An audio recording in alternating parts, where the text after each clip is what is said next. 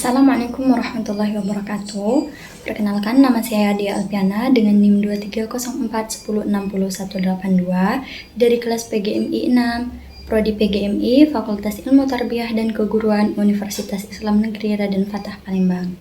Baiklah, di sini saya akan membuat tugas video mata kuliah pendalaman IPA MISD dengan dosen pengampu Bapak Dian Andesta Bujuri MPD. Di sini saya akan membahas tentang penggolongan tumbuhan paku, lumut, dan berbiji. Kalian tahu nggak sih apa itu paku, lumut, dan tumbuhan berbiji? Apa ciri-cirinya? Dan apa manfaatnya bagi kehidupan kita? Nah, baik, sekarang kita mulai dari tumbuhan paku.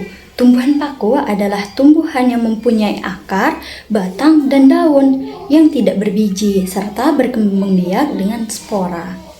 Adapun ciri-ciri umum dari tumbuhan paku ialah tumbuhan paku memiliki akar, batang, dan daun yang jelas dengan batang yang mengandung jaringan pengangkut atau xilem dan phloem, serta daun mudanya itu sering menggulung dan tumbuhan ini berkembang biak menggunakan spora, bukan biji. Tumbuhan paku berkembang biak aseksual dengan spora dan rizom, serta seksual lewat spermatozoid dan ovum yang membentuk zigot menjadi sporofit. Mereka mengalami metagenesis, yaitu pergiliran antara gametofit dan sporofit.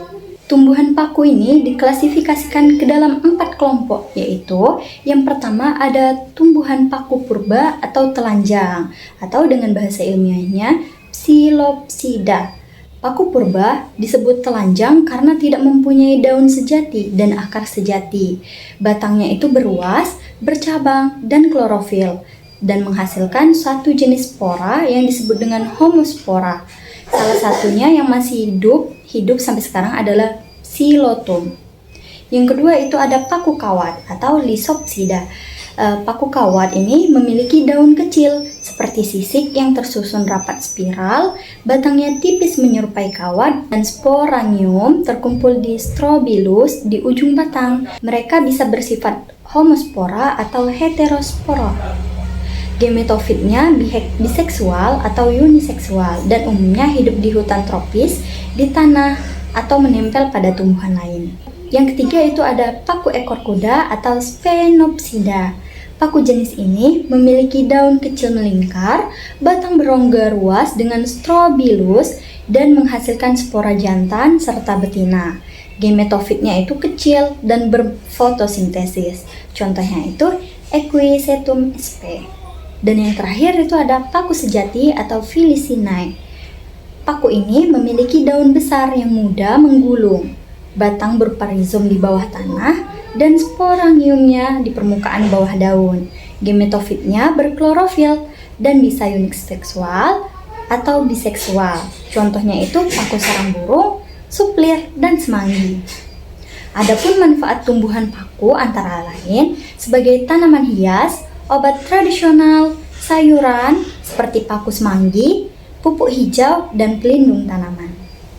Selanjutnya yaitu tumbuhan lumut atau yang biasa disebut Bryophyta. Tumbuhan lumut adalah tumbuhan kecil tingkat rendah yang biasanya menempel pada batu, kayu, atau tanah dan pertumbuhannya dipengaruhi oleh suhu, kelembapan, dan cahaya. Adapun ciri-ciri dari tumbuhan lumut adalah tumbuhan kecil yang biasanya menempel di batu, kayu, dan tanah. Ada yang tubuhnya sederhana tanpa akar, batang, dan daun jelas, serta ada juga yang mirip akar, batang, dan daun sejati. Lumut sering muncul lebih dulu sebelum tumbuhan lain, ukurannya yang kecil sampai sedang, dan mempunyai 2 tahap hidup yaitu gametofit dan sporofit. Klasifikasi lumut ini dibagi menjadi 3 jenis utama. Yang pertama itu ada lumut tanduk yang sporanya berbentuk tanduk. Yang kedua itu ada lumut hati yang bisa berbentuk lembaran atau talus atau berdaun. Dan yang ketiga itu ada lumut daun yang kecil, tubuhnya berkelompok dan menempel dengan rizoid. Lumut ini hidup di tempat lembab seperti tanah, batu, atau batang pohon. Mereka berkembang biak vegetatif lewat potongan tubuhnya dan seksual lewat gamet jantan dan betina, serta menghasilkan zigot yang tumbuh menjadi spora.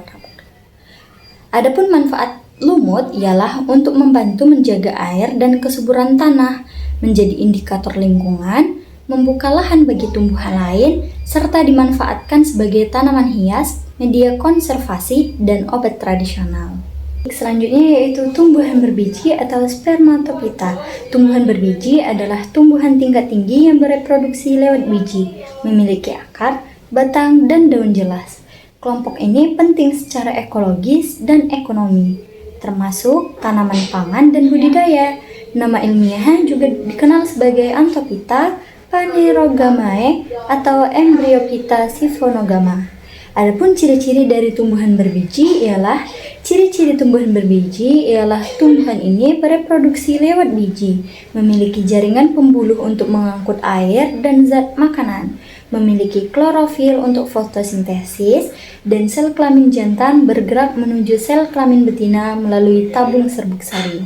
Adapun klasifikasi dari tumbuhan ini adalah dibedakan menjadi dua. Yang pertama itu ada Gymnospermae atau tumbuhan berbiji terbuka, dan yang kedua itu ada Angiospermae atau tumbuhan berbiji tertutup. Yang pertama itu ada Gymnospermae atau tumbuhan berbiji terbuka. Gymnospermae adalah tumbuhan berbiji terbuka karena bakal bijinya tidak terlindungi oleh buah. Kelompok ini umumnya tumbuh lambat, memiliki akar tunggang, batangnya tegak, dan daunnya itu berbentuk jarum atau majemuk. Gymnospermae ini dibagi menjadi 4 kelas utama. Yang pertama itu ada Cichadophyta atau daun majemuk mirip palem. Contohnya itu pakis haji. Yang kedua ada Cenotophyta atau daun opal dan strobilusnya itu mirip bunga. Contohnya melinjo. Dan yang ketiga itu ada Coniferophyta yang menghasilkan kerucut, selalu hijau. Contohnya itu pinus dan damar. Dan yang terakhir itu ada kelas Gingophyta atau daun kipas dan hanya memiliki satu spesies. Contohnya itu Ginkgo biloba. Nah, meskipun lebih sederhana daripada Angiospermae, Gymnospermae ini memiliki peran ekologis dan ekonomi penting, terutama sebagai sumber kayu, resin, dan tanaman hias. Baik, selanjutnya itu ada Angiospermae atau tumbuhan berbiji tertutup. Angiospermae adalah tumbuhan berbiji tertutup karena bijinya dilindungi oleh buah dan berkembang biak melalui bunga yang mengalami pembuahan ganda. Tumbuhan ini sangat beragam bentuknya, mulai dari herba hingga pohon besar. Angiospermae ini dibagi menjadi dua kelas. Yang pertama ada monokotil atau berkeping satu dan dikotil atau berkeping dua. Yang pertama monokotil, yang memiliki satu daun lembaga, akar serabut, batang tidak berkambium, daun bertulang sejajar, dan bunga berkelipatan 3. Contohnya itu ada padi, jagung, dan kelapa.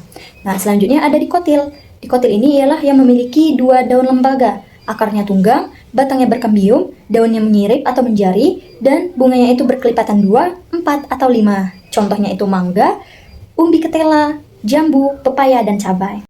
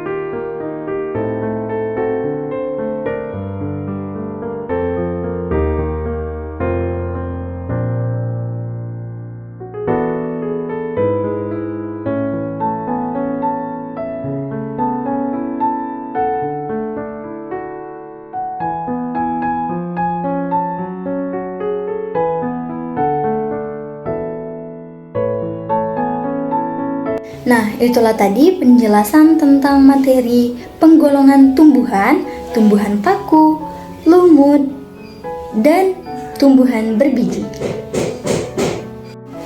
Terima kasih sudah menonton. Saya akhiri. Wassalamualaikum warahmatullahi wabarakatuh.